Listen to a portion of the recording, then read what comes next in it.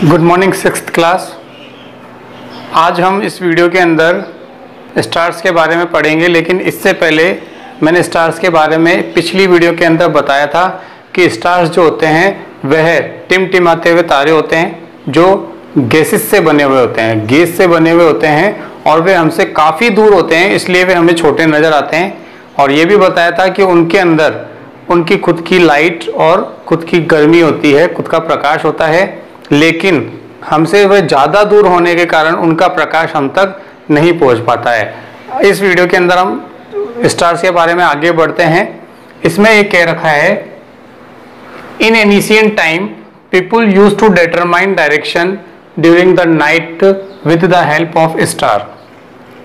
Ancient time की बात हो रही है, पुराने समय की बात हो रही है, लेकिन उससे पहले मैं बता देता हूँ कि आज के समय में हमारे पास ऐसी आधुनिक चीज़ें हैं, ऐसी टेक्नोलॉजी है जिसकी सहायता से हम किसी भी दिशा में आसानी से पहुंच सकते हैं, किसी भी डायरेक्शन का पता लगा सकते हैं। जैसे कि ट्रेन हो गया, बस हो गया, कार हो गई, इसकी सहायता से हम किसी भी डायरेक्शन में आ जा सकते हैं, हमारी जगह पर हम आराम से जा सकते हैं। और अगर खुद की बात करें तो हम खुद के व्हीकल से, खुद के वाहन से, गूगल मैप की सहायता से या किसी अन्य चीज़ की सहायता से, जैसे कि रोड साइन हो गए, रोड के ऊपर जो साइन लगे हुए होते हैं, उनकी सहायता से हम हमारी दिशा का पता लगा सकते हैं और एक स्थान से दूसरे स्थान पर आसानी से जा सकते हैं। लेकिन एनिशिएंट की बात आ रही है, एनिशिएंट टाइम की बात आ रही है, तो पुराने समय में जो लोग बाग होते थे उनको एक स्थान से दूसरे स्थान पर जाने में काफ़ी परेशानी आती थी, क्योंकि पहले के समय में ऐसी कोई टेक्नोलॉजी नहीं थी जिससे आसानी से पता लगाया जा सके डायरेक्शंस का।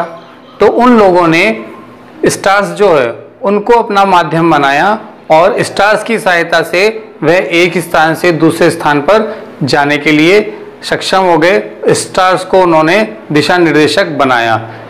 तो देखते हैं, the north star indicated the north direction and is also called pole star. अब इन स्टारों में से एक स्टार होता है नॉर्थ स्टार। नॉर्थ स्टार इसलिए होता है क्योंकि ये हमेशा नॉर्थ साइड में ही रहता है, इसलिए ये नॉर्थ डायरेक्शन मतलब नॉर्थ डायरेक्शन को दर्शाता है।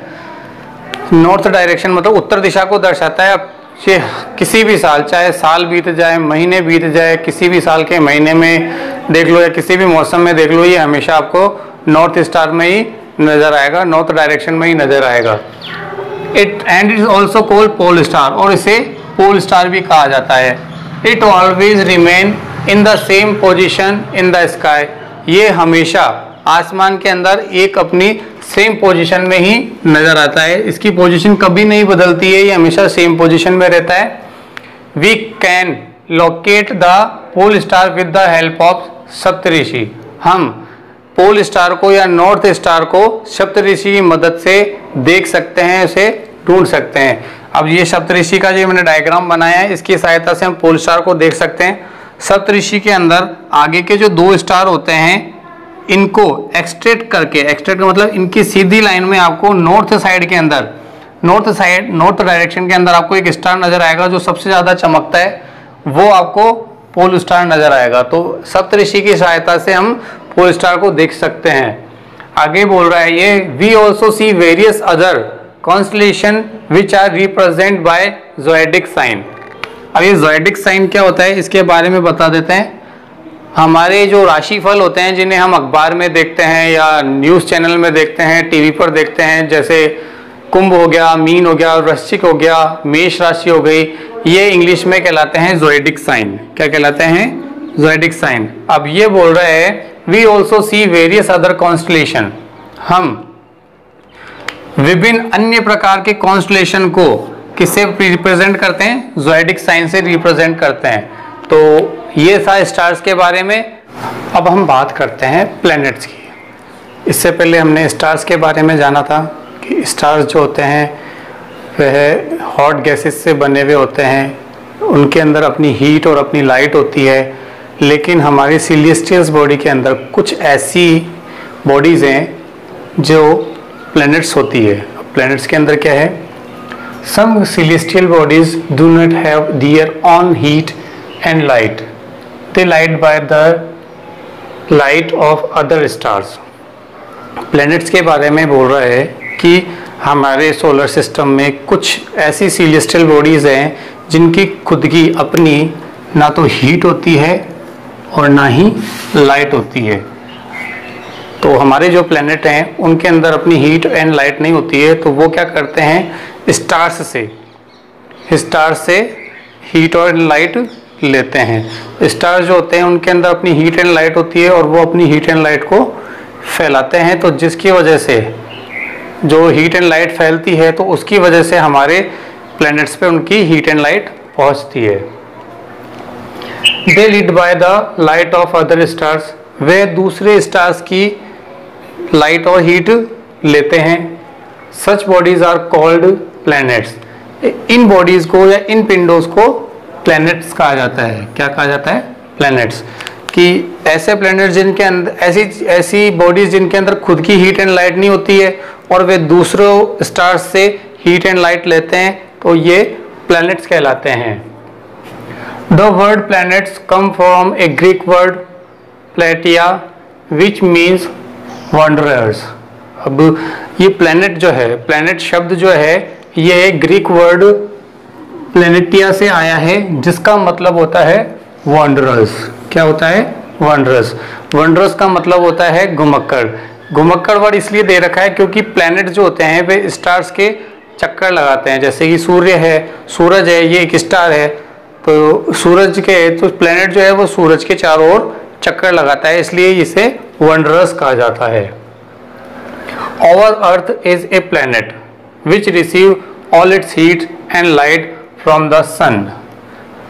हमारी अर्थ, हमारा पृथ्वी जो है यह भी एक प्लैनेट है जो सूर्य से, सूर्य का प्रकाश और सूर्य की गर्मी वह सूर्य से ग्रहण करता है, सूर्य से लेता है। विच इज नियरेस्ट स्टार, वो इसलिए क्योंकि सूरज जो है बाकी सभी स्टार से हमारी पृथ्वी के सबसे करीब है।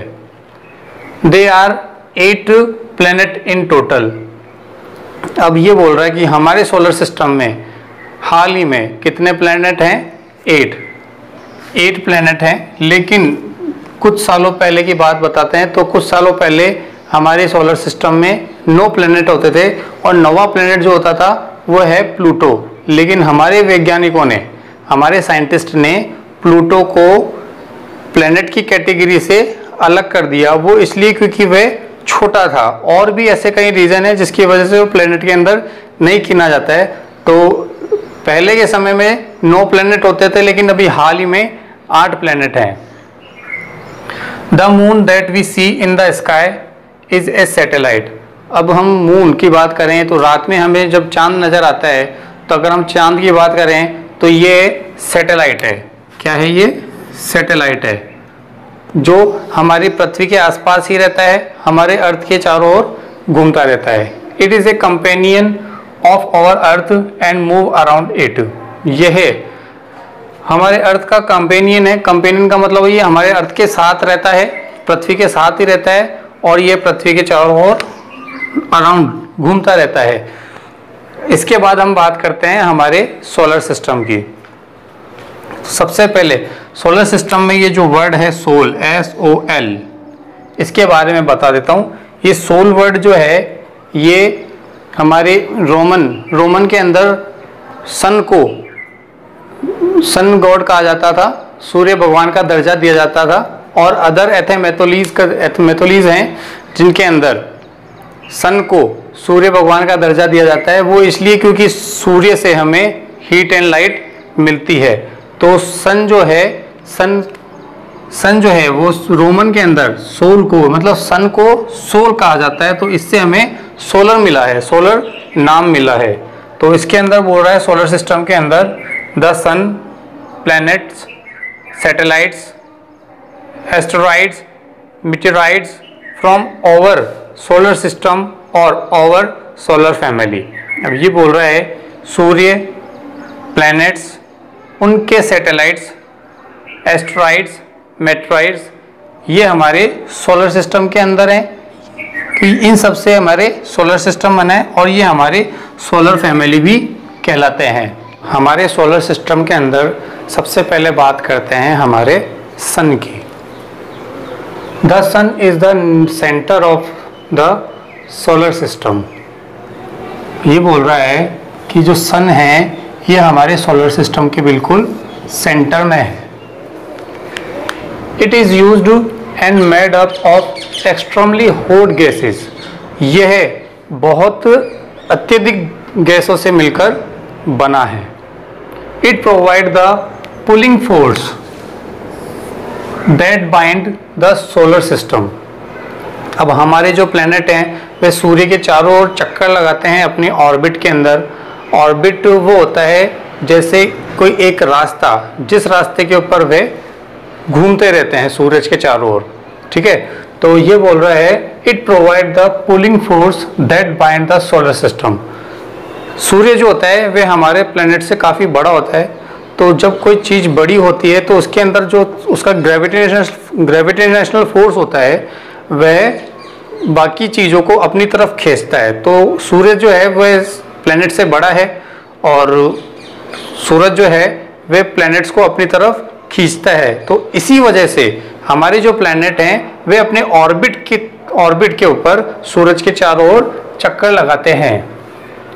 The sun is the ultimate sources of heat and light for the solar system. सूरज जो है ये हमारे सोलर सिस्टम का अल्टीमेटेड सोर्सेज हैं हीट और लाइट का। Despite being our nearest star it is far away from us. Despite being का मतलब होता है भले ही, क्या है, भले ही। आवर नियरेस्ट स्टार, सूरज जो है भले ही हमारे सबसे करीब का स्टार है, सबसे पास वाला स्टार है, it is far away from अस, लेकिन ये अपनी एक सीमित दूरी पर हमसे दूर है। The sun is about 150 million kilometer away from the earth. सूरज जो है वह हमारी पृथ्वी से 100 मिलियन किलोमीटर दूर है। 100 मिलियन मतलब 1 मिलियन में होता है 10 लाख। तो आप अंदाज़ा लगा लीजिए कि 150 मिलियन में कितने होते हैं। तो सूरज जो है दिखता तो हमें पास है, लेकिन फिर भी वह हमारी पृथ्वी से 150 मिलियन किलोमीटर दूर है। That's why it is tremendous heat is not felt so much by us। इसीलिए अत्यधिक ज़्यादा दूर होने के कारण सूरज के अंदर बहुत भयंकर गर्मी होती है। ट्रमेंडस का मतलब होता है भयंकर गर्मी। इसके अंदर इतनी गर्मी होती है कि अगर कोई इसके पास चला जाता है तो वह जल जाता है, नष्ट हो जाता है। लेकिन फिर भी ये हमसे इतनी दूर है कि इसकी जो भयंकर गर्मी है वह हमें महसूस नहीं होती है। Sol is Roman mythology is the sun god. जैसे कि मैंने आपको पहले बताया था, सोल जो है वे रोमन मैथोलॉजी के अंदर सन गॉड को कहा जाता है। तो जहाँ जहाँ सन की बात होती है, सोल, जहाँ जहाँ सन की बात होती है वहाँ वहाँ सोल, SOL, सोल का यूज़ होता है। तो आज के इस वीडियो में इतना ही। मैं आशा करता हूँ कि मैंने जितने भी आपको टॉपिक पढ़ाए ये आपको समझ में आए होंगे।